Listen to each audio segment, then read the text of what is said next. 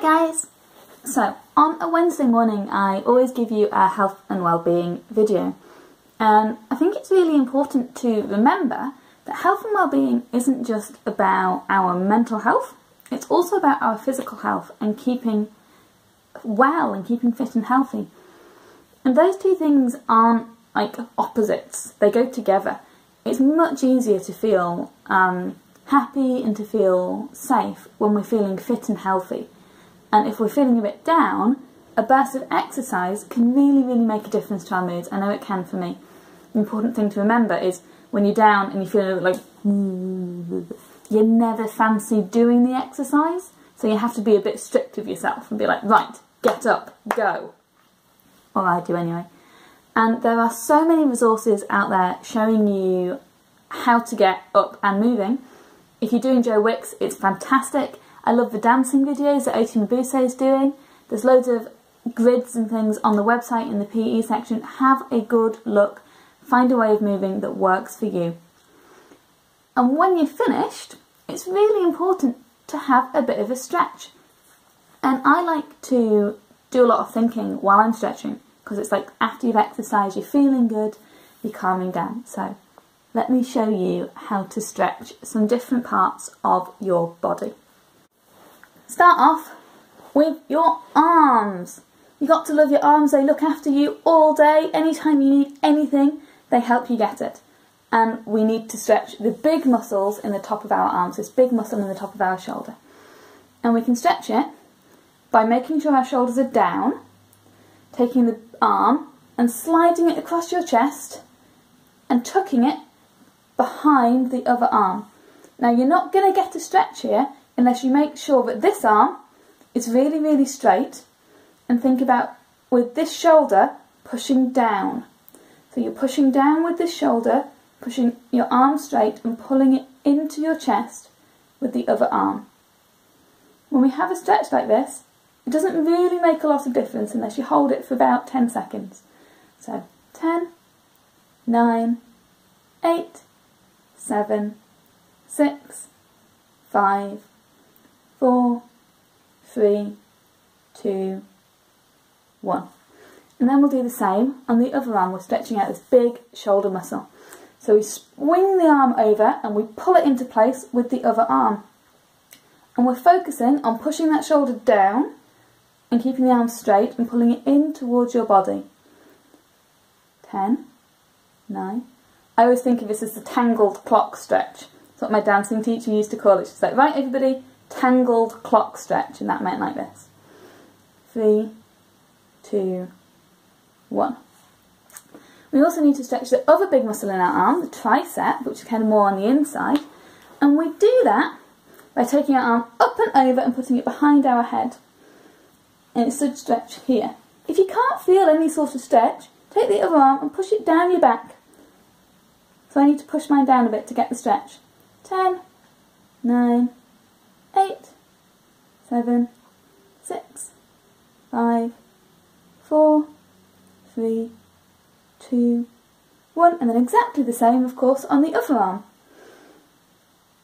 And while you're doing this, think about what you achieved when you were doing your exercise. Did it cheer you up? Did it make you feel better? Did you do more keepy-uppies than you've ever done before? Was it not really your day? Because that's alright as well. Maybe it needs to be different next time. That's fine. All things we can think about when we're having our stretch.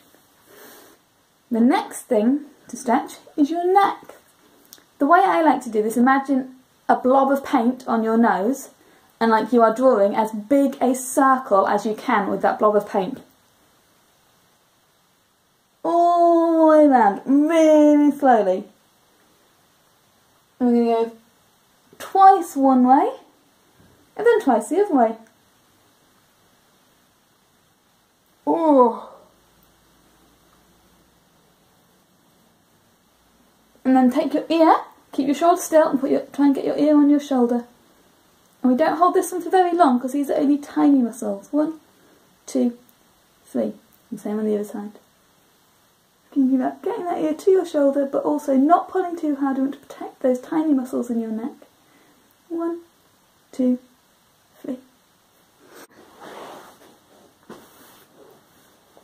So we have stretched our arms and our necks. The next thing we need to stretch is our wonderful legs that look after us so well. And our legs have loads and loads of different muscles in them, and it's important to stretch all of them. This muscle here, the front muscle in your leg, does loads and loads of work, and there's a few different ways you can stretch that. The way that I like to do it is by taking my foot and bringing it to the side of my body, and taking my other foot and bringing that to the side of my body, and that leaves you in this funny sort of position here. And it isn't good to stay in this position for too long, and that might be enough of a stretch. If you're not feeling that, you can get it a little bit deeper by putting your hands behind you and walking your hands backwards. See how far you can go back, but you should get a lovely stretch in your quadriceps, the front of your legs. And we count that. 1, 2, 3, 4, 5, 6, 7, 8, 9, 10. Perfect. And very gently bring yourself out of that. To stretch underneath our legs, the back of our legs, we can do that by leaning forward. And it's really important when we do this, not just to flop like a jelly, but to think of our rib cage and lift our rib cage up and then send our rib cage forward. So rib cage up and then forward, and then when you've got your rib cage as up and as forward as you think it can go, then flop your head and put your arms forward. And you might be able to get your head all the way onto your knees. You might not be able to get your head very far at all. You might just be like this. All of those things are okay. We go up, forward till we feel the stretch, and then drop. We're going to hold it for 10.